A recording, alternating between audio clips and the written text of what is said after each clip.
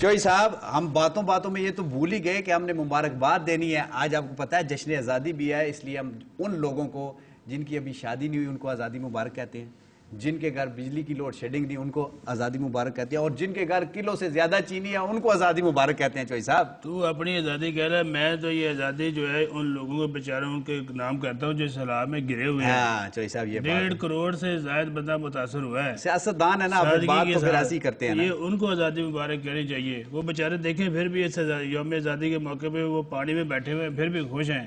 وہ کم از کم وطن تو آزاد ہے نا. ماشاءاللہ گورنمنٹ بھی کوشش کر رہی ہے, اور ساتھ ساتھ یوٹیلیٹی سٹورز نے بھی بڑا کام کیا ان کے لیے. انہوں نے کیا کام کیا, پانی کھلا دے رہے ہیں ان کو, پانی کے ساتھ ساتھ جو ہے کھجورے دے رہے ہیں, اچھا آٹا بھیجا ہے, دالیں بھیجی ہے, چینی بھیجی ہے. یہ صحیح کہہ رہے ہیں اپنی صاحب آپ نے پیکٹ بنا کر بھیجے. چوئی صاحب ہم نے جو ہے سیلاب زدگان کے لیے ایمرجنسی ریلیف سیل اور ڈیزاسٹر مینجمنٹ اور پاکستان بیت المال کے تعاون سے, اور ہم نے 2.25 لاکھ بیگ بھجوائے ہیں. یہ جو 2.25 لاکھ بیگ ہیں یہ صرف 7 دن میں پیک کیے ہیں. یہ نہیں ہے کہ یہ ورکنگ ڈیز میں ہمارے لوگوں نے کام کیا, ورکنگ آورز میں کام کیا. یہ 3 شفٹ میں دن رات ہمارے ویئر ہاؤسز جو 61 ہیں پورے ملک کے اندر چوئی صاحب, اس میں دن رات پیکنگ ہو رہی ہے. اور یہ جو 2.25 لاکھ ہیں یہ تقریباً 38 سے 40 کروڑ روپے کے یہ والے سامان ہے.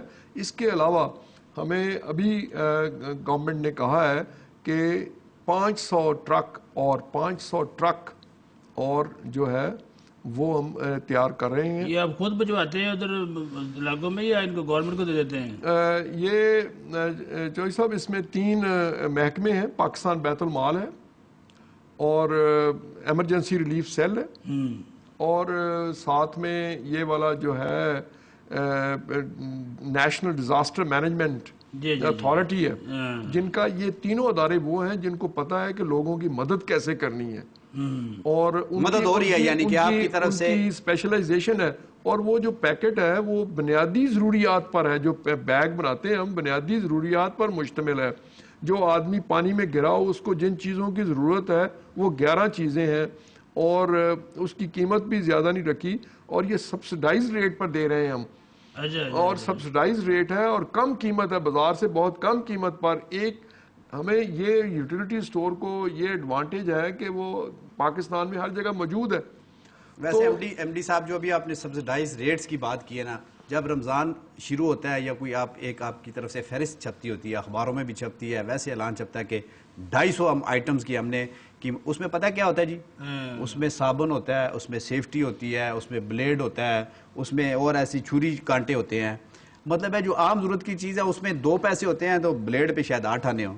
تو یہ بھی تھوڑا سا گرا دور کرو جی. نہیں, میرا خیال ہے ایک دفعہ جانا پینا نال تو پھر انہوں پتہ چلنا ہے. سر جی ہم تو وہ ہیں جی, 1000 آئٹم تو وہ ہے جس پر 10 سے 20% یوٹیلیٹی سٹور نے ڈسکاؤنٹ حاصل کیا ہے سپلائر سے, اور ان کی 1000 آئٹمز کی لسٹیں موجود ہیں ہر سٹور کے اندر کہ کون کون سی آئٹمز ہیں. اس میں کھانے پینے کی اکثریتی اشیاء ہیں, اور اس پر جو ہمارے جو کسٹمرز ہیں ان کو فائدہ ہوگا 1 ارب روپے کا.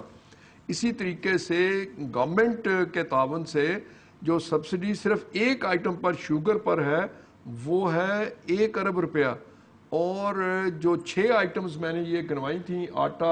اچھا سر یہ بتائیں کہ آپ کے ہر سال کتنی کرپشن ہو جاتی ہے, جو لوگ آپ کے جو سٹاف کے بندے پیسے لے کے بھاگ جاتے ہیں؟ 1971 میں تھے 20 سٹور, آج ہے 6000 سٹور.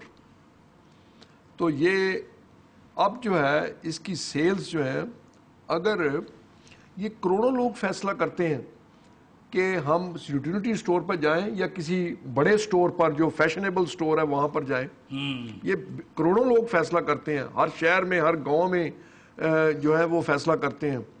لیکن یوٹیلیٹی سٹور پر پچھلے سال ہم نے چیزیں بیچنی تھیں, ہمارا ٹارگٹ تھا 48 بلین کا, لیکن جو چیزیں بیچی ہیں وہ ہے 51 بلین.